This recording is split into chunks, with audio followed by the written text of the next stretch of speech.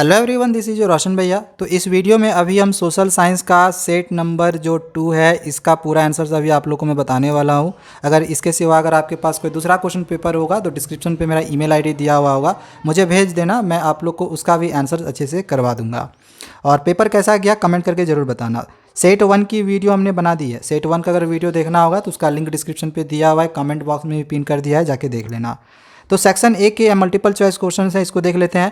पहला क्वेश्चन जो पूछा गया है कि विच one of the following banks in India, Bharat में इसमें से कौन सा बैंक कंट्रोल करता है इशुएंस ऑफ करेंसी, करेंसी को इश्यू करने में और रेगुलेट करने में।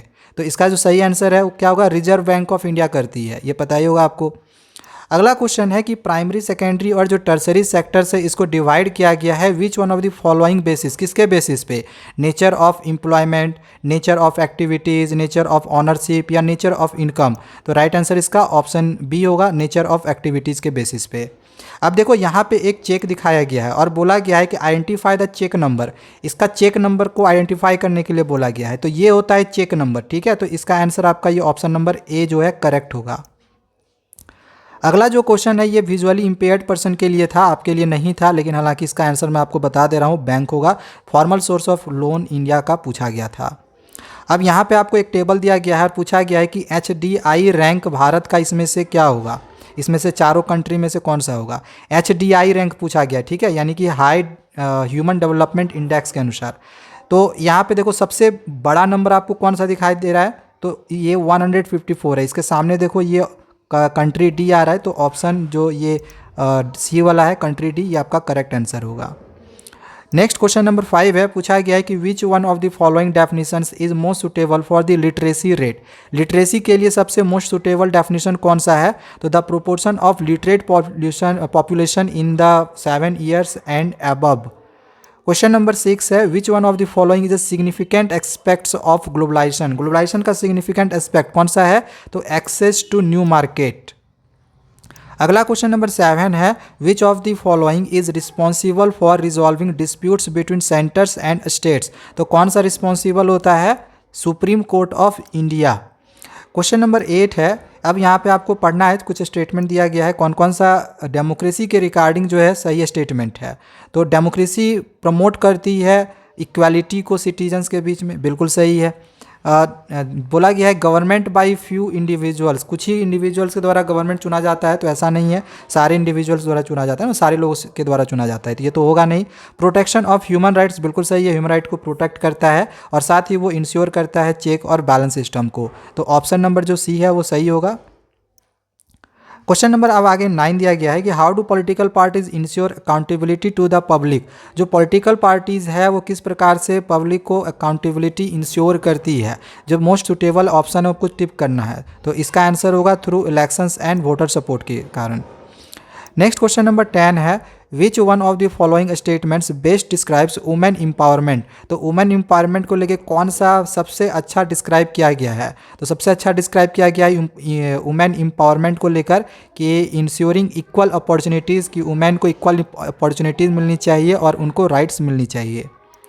नेक्स्ट अगला, अब यहाँ पे कुछ लिस्ट दे दिए गए हैं, तो ये यूनियन लिस्ट बैंक हो जाएगा, स्टेट लिस्ट जो होता है वो पुलिस होता है, कंकरेंट लिस्ट ट्रेड यूनियन होगा और रेसिडुअरी लिस्ट जो होगा वो इंटरनेट होगा। तो इसमें राइट आंसर इसमें आपका ऑप्शन नंबर बी जो है करेक्ट होगा।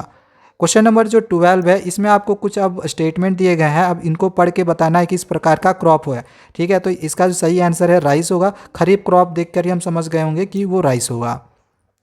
अगला जो क्वेश्चन नंबर 13 है, इसमें बोला गया है कि विच one of the following is the irrigation system in Meghalaya. Meghalaya का जो इरिगेशन सिस्टम इनमें से है कौन सा है, तो ये है, ये लोग क्या करते हैं, बैम्बू ड्रिप इरिगेशन सिस्टम का इस्तेमाल करते हैं। अब यहाँ पे आपको 4 स्टेटमेंट है, इनको क्रोनोलॉजिकल ऑर्डर में सजाना था, यानी कि सही ऑर्डर में सजाना था। तो कौन सी घटना पहले हुई थी, तो सबसे पहले घटना हुई थी कि स्वराज पार्टी का फॉर्मेशन हुआ था, ये 1923 में।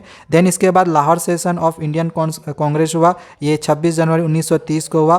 फिर डिप्रेस्ड क्लास एसोसिएशन का फॉर्मेशन 1930 में हुआ था, तो इसका 1, 2, 4 और 3 होगा, यानी कि ऑप्शन बी करेक्ट सीक्वेंस होगा। अगला क्वेश्चन नंबर 5 है कि जो बुद्धिज़्म है ये इमर्ज्ड होते हैं ईस्टर्न इंडिया से एंड स्प्रेड होते हैं फिर सेवरल डायरेक्शंस में। तो अब यहाँ पे आपको कुछ स्टेटमेंट दिए गए हैं, बताना है कि इसमें से कौन कौन सा सही है। तो ड्यू टू कल्चरल एक्सचेंज की वजह से बुद्धिज़्म इमर्ज में, बिल्कुल सही। फिर सिल्क रूट के ही थ्रू गए थे ये लोग, बुद्धिज़्म लोग, ये ट्रेड के लिए जाते थे, ट्रेवलर्स थे, बिल्कुल सही है। तीनों ऑप्शन जो सही है ये यहाँ पे ड्यू टू यूरोपियन एफर्ट जो है ये गलत होगा, तो ये ऑप्शन सी जो है ये सही हो जाएगा। अगला क्वेश्चन नंबर 16 है which of the following is a key indicator use to measures a countries development. तो कंट्री की डेवलपमेंट को मेजर करने के लिए की इंडिकेटर इनमें से क्या है? तो इसका जो राइट आंसर होगा वो होगा gross domestic product. Question number 17 है कि identify the primary objective of power sharing arrangement in Belgium from the following options. तो यहाँ पे कुछ ऑप्शंस है, तो इन ऑप्शंस के अनुसार आपको बताना है कि पावर शेयरिंग अरेंजमेंट जो है बेल्जियम का प्राइमरी ऑब्जेक्टिव क्या है। तो इसका सही आंसर होगा accommodating linguistic and regional interests. Next अगला क्वेश्चन है एक असर्शन रीजन से क्वेश्चन दिया गया है कि on Prussian initiative Zollverein custom union was found. बिल्कुल सही है, पुरुषिया इनिशिएटिव्स की वजह से जॉल्वरिन यूनियन का फॉर्मेशन हुआ था। और इसका जो रीजन है ना ये भी आपका करेक्ट दिया हुआ है। सो ऑप्शन नंबर ए जो है बिल्कुल करेक्ट आंसर आपका हो जाएगा। अब यहाँ पे मैचिंग करना था, तो फेरस जो है इसका ग्रेनाइट होगा, नन फेरस का ये कोबाल्ट होगा, नन मेटेलिक का कोल होगा, एनर्जी का कोल होगा ना।